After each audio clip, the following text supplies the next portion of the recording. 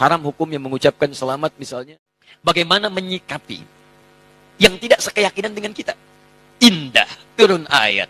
Quran surah kedua Al-Baqarah, ayat 256, paling kiri sebelah bawah.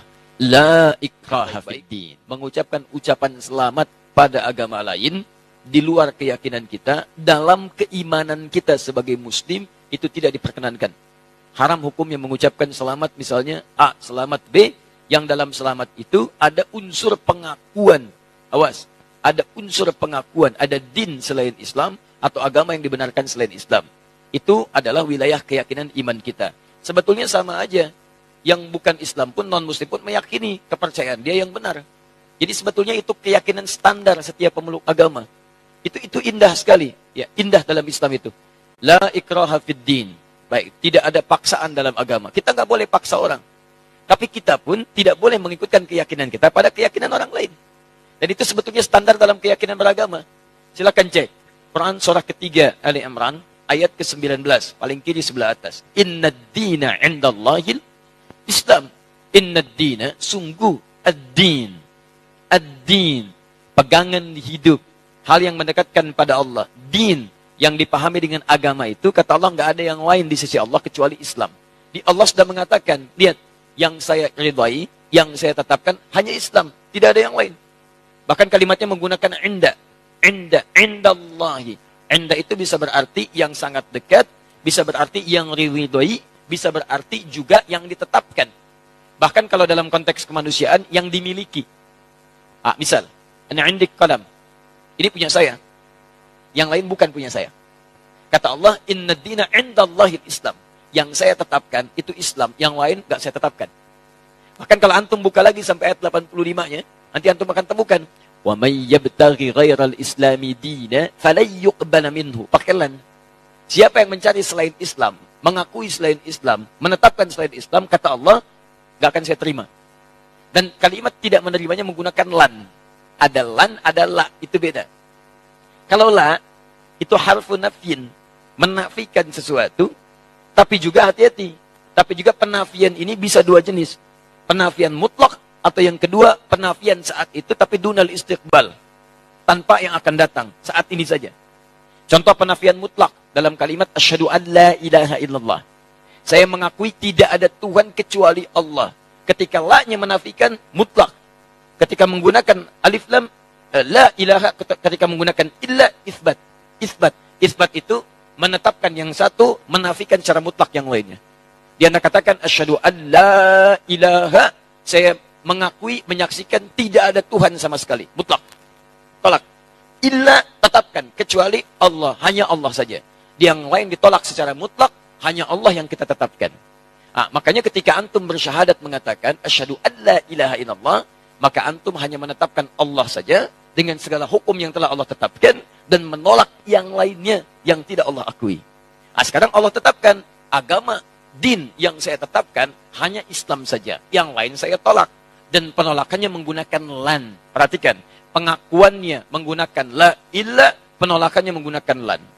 Dalam ilmu nahwu, gramatikal bahasa Arab, lan itu harfu nafyin wa nasbin wastiqbalin. Harfu nafyin, huruf yang menafikan, tolak. Nasbin, menasabkan, kuat penolakannya. Wastiqbalin, sampai kapanpun. Masa kapanpun. Mau sekarang, mau alam kubur, sampai mau kiamat. Perhatikan cara menerjemahkan ayat itu. Wa may yabtaghi ghairal islami dina. Siapa yang mencari din, keyakinan, agama, kepercayaan, ghairal Islam, selain Islam, falan yuqbala minhu. Saya nggak akan pernah terima. Sejak dia di dunia, sampai di alam kubur, sampai di akhirat nanti. Saya nggak akan akui, kata Allah. Paham ya? Jadi, ini wilayah keyakinan. Jadi dalam Islam kita punya keyakinan yang paling benar Islam. Makanya kita bersyahadat memutuskan masuk Islam. Non-Muslim dia punya keyakinan yang benar menurut dia adalah kepercayaan dia. Makanya dia memutuskan mengambil keyakinan dia. Jadi wajar kalau kita mengatakan misalnya, maaf, ini Islam yang paling benar. Sebagai Muslim wajar. Aneh kalau ada yang mengatakan, katanya yakin Islam yang benar. Tapi mengakui ada yang lain selain Islam. Itu aneh. Makanya dalam teori ini tidak berlaku teman-teman sekalian. Tidak berlaku hukum pluralisme. Tidak berlaku. Pluralisme itu pemikiran yang aneh. Ya, Semua agama benar. Mengantarkan kemudian kepada Tuhan yang sama, cuma caranya beda-beda. Jadi dari semua yang benar itu, mana yang paling benar? Silakan cek. Kalau semua agama benar, ngapain antum masuk Islam? Ngapain antum memeluk ini? Artinya Anda meyakini dari semua yang ada itu, Anda memutuskan ini yang paling benar. Makanya para pemikir kita sekarang mengatakan, pluralisme agama itu bagian dari agama baru. Jadi gado-gado dikumpulkan semuanya, jadi kepercayaan baru. Hati-hati. Dan saya katakan pluralisme itu kemusyrikan kontemporer. Awas hati-hati, kemusyrikan kontemporer. Jangan terjebak pada persoalan-persoalan yang demikian, itu mesti hati-hati. Nah, sekarang saya masuk pada inti jawabannya. Saya lambatkan ya. Saya mohon maaf karena kalau mengurai terlampau agak cepat karena waktu kita sangat terbatas. Sekarang saya runtutkan supaya runut bahasan kita. 1. Sebagai seorang muslim, kita meyakini bahwa hanya Islam yang benar. Seperti non-muslim meyakini kepercayaan dia yang paling benar. Itu urusan masing-masing. Tapi kita sebagai muslim meyakini bahwa Islam yang benar. Baik. Hati-hati, pelan-pelan. Dan keyakinan kita ini bukan hanya dikuatkan oleh ayat-ayat Al-Quran, tapi juga dijamin oleh undang-undang. Jadi kalau kita mengatakan hanya Islam yang benar, menurut kepercayaan kita, itu undang-undang menjamin itu. Apa kemudian pasalnya? 1, dasarnya Pancasila. Sila yang pertama, ketuhanan yang Maha Esa. Nah, dalam memahami ketuhanan yang Maha Esa ini, maka rumusannya lihat di undang-undang dasarnya. Pasal 29, ayat 1. Negara berdasar atas ketuhanan yang Maha Esa. Jadi konsep bernegara kita itu didasarkan pada ketuhanan yang Maha Esa. Jadi kalau kita meyakini hanya Allah Tuhan yang Maha Esa, maka keyakinan kita dijamin oleh undang-undang. Dalam menjalankan keyakinan ini, diatur di pasal keduanya, di pasal 29 ayat keduanya. Di dalam memahami pasal 29 ayat 1, terjemahannya adalah, cara memahaminya pasal 29 ayat 2. Negara menjamin kemerdekaan tiap-tiap penduduk untuk memeluk agamanya masing-masing dan beribadah menurut agama dan kepercayaannya itu. Jadi kalau kita beribadah dalam ketentuan Islam, ibadah pertama kita kan tauhid. Ibadah pertama kita syahadat. Karena itu syahadat menempati rukun pertama dalam ibadah, dalam Islam. Inna dina indallahil Islam. Tidak ada agama yang diridhai Allah kecuali Islam. Kita masuk Islam. Ketika akan masuk Islam dan mengamalkan ibadah dalam Islam, di hadis Muslim, nomor hadis yang ke-8. Lihat dalam muqaddimah jilid pertama, teman-teman, di Sahih Muslim, nomor hadis nomor 8 paling kiri sebelah atas. Ada hadis disampaikan dari sahabat Nabi Umar bin Khattab radhiyallahu taala anhu. Di Al-Arba'in nomor hadis yang kedua. Ketika Nabi Muhammad ditanya tentang Islam oleh malaikat Jibril, mal Islam? Apa itu esensi Islam?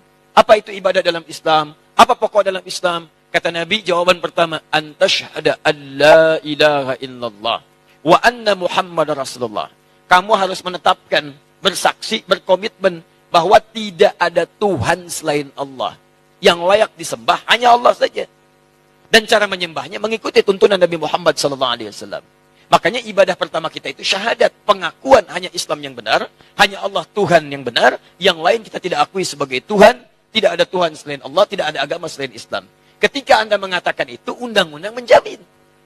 Jadi sebetulnya kalau ada orang yang menyoal Anda, nggak boleh itu keyakinan begitu. Itu intoleran. Dia sedang melanggar undang-undang. Paham ya? Dia sedang melanggar undang-undang. Karena undang-undang kita mengatakan setiap kita punya keyakinan dan ibadah, kita dijamin. Keyakinan pertama kita ada dalam syahadat kita. Ketika meyakini itu semua dan beribadah dengan lisan kita, bahkan dipakai dalam solat. Asyhadu an la ilaha illallah, asyhadu an la ilaha illallah, wa asyhadu anna Muhammadar Rasulullah. Itu ibadah kita. Syahadat dipakai dalam solat. Solat bagian ibadah yang keduanya. Jadi jangan khawatir kalau antum ditanya misalnya, apa agama Anda? Islam. Ada enggak selain Islam yang benar? Tidak ada. Keyakinan saya, Islam yang paling benar. Tidak ada Tuhan selain Allah. Anda intoleran. Maaf, Anda melanggar undang-undang. Paham ya? Ya, jadi jelas. Hukum negara kita jelas. Hukum negara kita jelas. Jadi ini bagian yang pertama.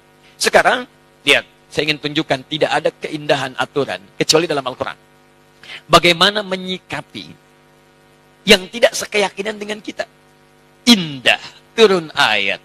Quran surah kedua Al-Baqarah. Ayat 256, paling kiri sebelah bawah. La ikraha fid din. Qad tabayyana ar-rusydu minal ghayy. Hei, kita meyakini, kamu yakin Allah Tuhan yang benar, Islam agama yang benar, tapi Anda tidak boleh paksa orang pada keyakinan Anda. Nggak boleh kita paksa. Jadi kalau Anda paksa orang, apalagi dengan senjata misalnya supaya masuk Islam, bawa golok, Masya Allah, datang ke angkot, ayo masuk Islam, ayo masuk Islam, itu nggak boleh. Tembak orang, bom orang misalnya, supaya masuk Islam. Itu nggak boleh. Bahkan ketika orang itu masuk Islam dalam keadaan terpaksa, Anda yang dosa. Anda yang dosa. Indah dalam Islam itu. Kita akui Islam yang benar, kita akui Allah Tuhan yang hak, tapi nggak boleh paksa orang pada wilayah keyakinan kita. Nggak boleh. Bagaimana kemudian kita bisa menerangkan nilai-nilai Islam? Caranya dakwahi mereka. Sampaikan risalah. Sampaikan keterangan. Maka turun Quran kemudian, teman-teman sekalian, surah ke-16 ayat 125. Ini manhaj umumnya. Ud'u ila sabili rabbika bil hikmah wal mau'izatil hasanah wajadilhum billati hiya ahsan.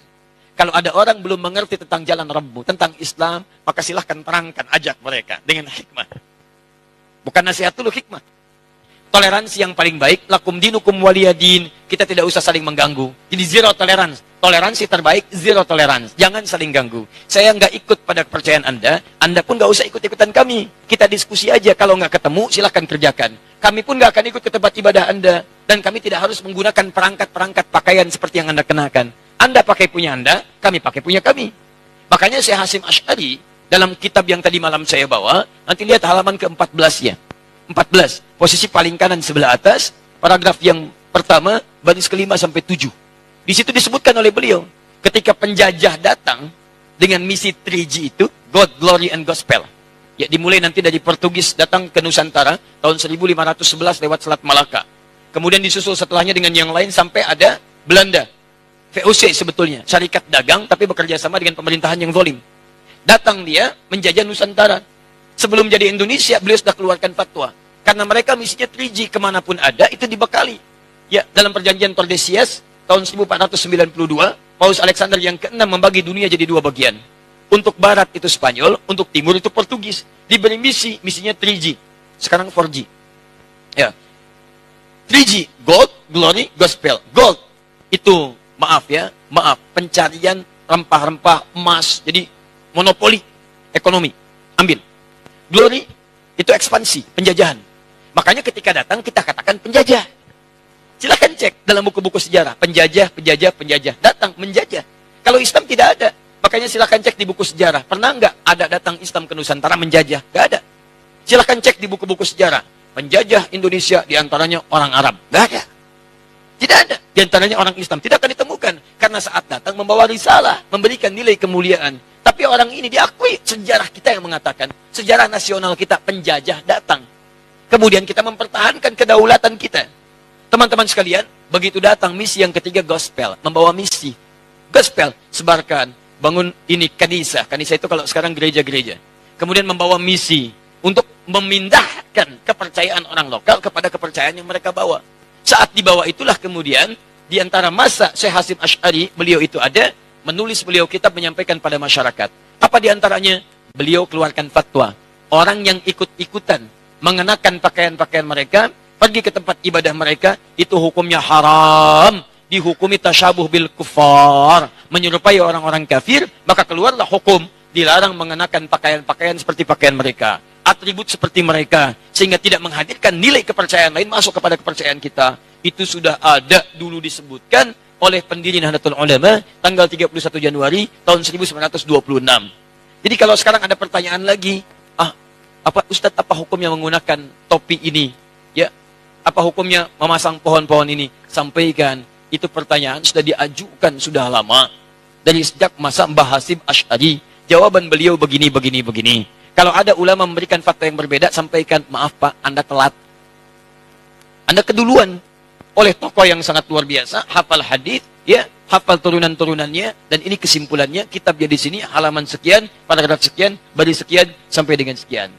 Sekarang, jawaban yang terakhir, lalu bagaimana menyampaikan pesan kemuliaan pada saudara-saudara kita, sebangsa setanah air, yang sekiranya akan merayakan nilai ibadah dalam agamanya. Kita katakan begini, saudara-saudariku, kita hidup berbangsa setanah air, kemudian kita hidup satu naungan Ibu Pertiwi. Mari kita jaga kerukunan dalam kehidupan ini.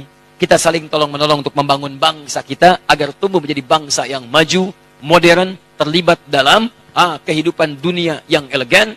Namun kami bermohon maaf karena dalam bangsa ini ada Bhinneka Tunggal Ika, berbeda-beda tapi satu tujuan membangun bangsa, bukan tujuan membangun akhirat. Dalam hal kehidupan beragama, kami belum bisa mengucapkan ucapan selamat karena di wilayah itu kita beda keyakinan. Dan ini dijamin oleh undang-undang, tapi mohon maaf sebesar-besarnya, ketidakmampuan kami mengucapkan selamat bukan berarti hubungan kebangsaan kita pun harus kemudian menjadi, tumbuh sifat negatif, tumbuh sifat saling membenci. Tidak. Ini bagian ranah keyakinan kita saja, yang dengan itu kita saling menghormati. Jadi Anda yang berkeyakinan, dengan keyakinan Anda, silahkan. Kami tidak ikut-ikutan untuk itu. Kami mohon maaf tidak bisa mengucapkan selamat. Tapi kami menyayangi Anda. Kita bahu-membahu membangun bangsa. Dan bila pun ada urusan-urusan kehidupan yang bisa kami bantu, bukan urusan ibadah, maka kita mari terlibat sama-sama dalam keindahan membangun bangsa ini. Selesai. Kuat. Dan gak usah malu. Dan tolong, apakah ada non-muslim memaksa kita untuk mengatakan selamat? Tidak. Ini agak aneh memang. Non-muslimnya aja nggak nuntut. Kenapa muslimnya rame? Jelas ya? Yang bikin rame kan orang-orang kita juga. Dan kita itu siapa mereka? Orang-orang penyakit ada hatinya. Itu yang bikin rame. Silahkan lihat tuh. Yang ribut mengucapkan masalah itu bukan non-muslim. Non-muslimnya biasa-biasa aja. Itu yang orang-orang ada penyakit di hatinya. Dan sebetulnya itu tantangan terberat kita. Itu yang paling berat.